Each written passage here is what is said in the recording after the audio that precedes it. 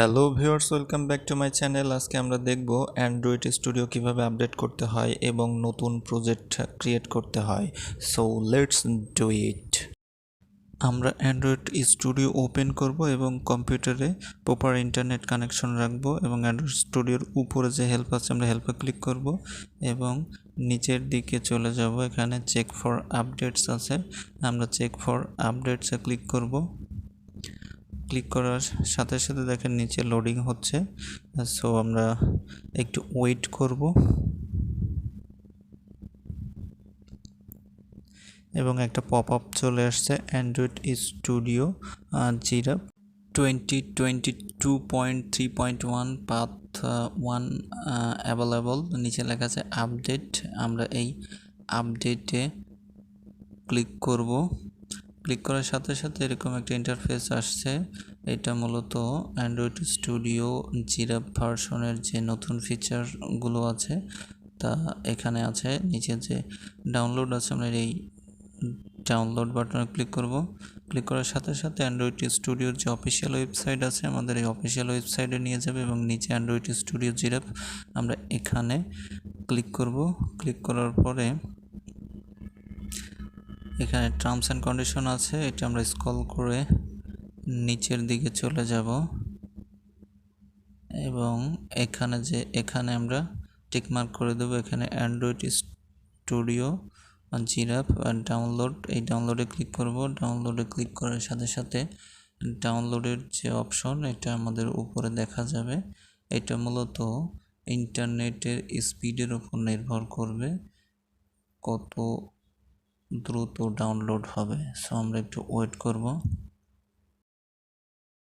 Alright, আমারটা download complete হয়েছে। এই যে ওপেন ফাইল আছে আমরা এখানে ক্লিক করে অ্যান্ড্রয়েড স্টুডিও ওপেন করতে পারি, অথবা দিস পিসিতে ক্লিক করে ডাউনলোড ফোল্ডারে ক্লিক করে এই যে এখানে অ্যান্ড্রয়েড স্টুডিও আছে আমরা এখানে ডবল ক্লিক করব।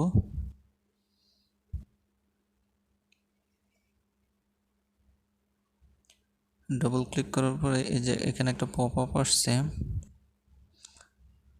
এটা মূলত আমার যে অ্যান্ড্রয়েড স্টুডিও ওপেন করা আছে অ্যান্ড্রয়েড স্টুডিওটা এক্সিট করতে বলতেছে। সো এখন আমি অ্যান্ড্রয়েড স্টুডিওটা এক্সিট করব, দেন এক্সিট বাটনে ক্লিক করব এবং ওকেতে প্রেস করব।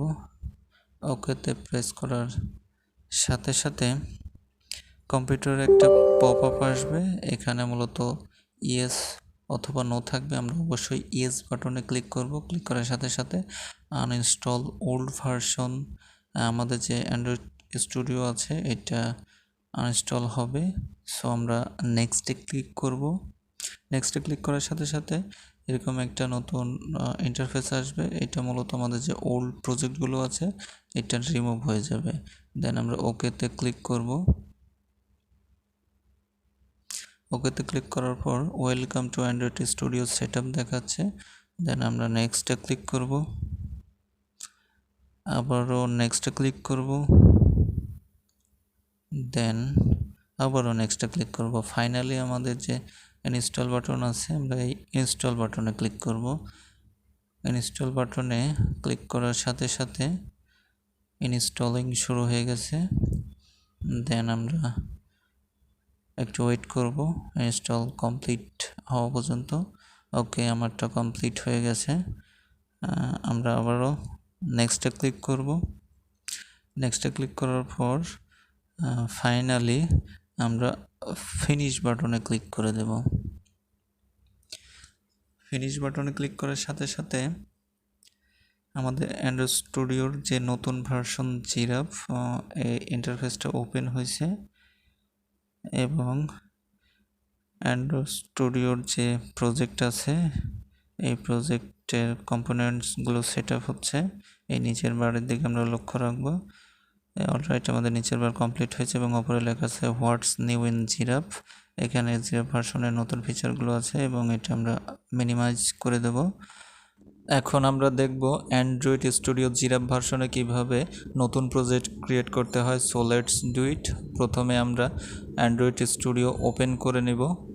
এবং এখানে আমরা নিউ প্রজেক্ট আছে, আমরা নিউ প্রজেক্টে ক্লিক করব। নিউ প্রজেক্টে ক্লিক করার পরে এখানে এমন একটা ইন্টারফেস আসবে এবং আমরা মূলত এমটি অ্যাক্টিভিটি, এই যে এটা আমরা আগে এটা সিলেক্ট করতাম, কিন্তু অ্যান্ড্রয়েড স্টুডিওর নতুন যে জিরাফ ভার্সন আছে এমটি অ্যাক্টিভিটি সিলেক্ট করলে অনেক এরর আসে, সো আমরা এটা অ্যাভয়েড করব।